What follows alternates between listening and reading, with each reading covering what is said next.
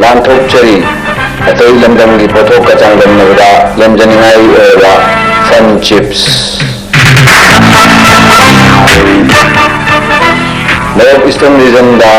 अमतंगाइरिबा automatic plant दा यामना लू हेना सेमजे साजरबा अमसुंग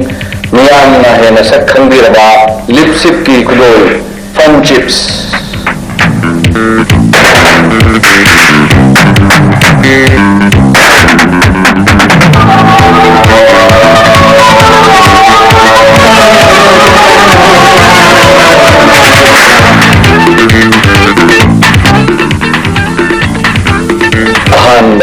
पोथोक चबगे खुदोल ओइना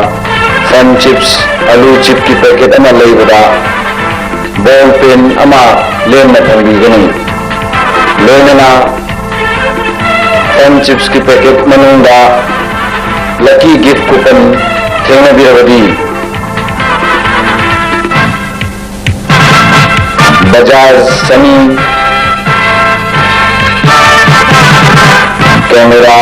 पॉकेट रेडियो खुदांग घड़ी साइकिल कैलकुलेटर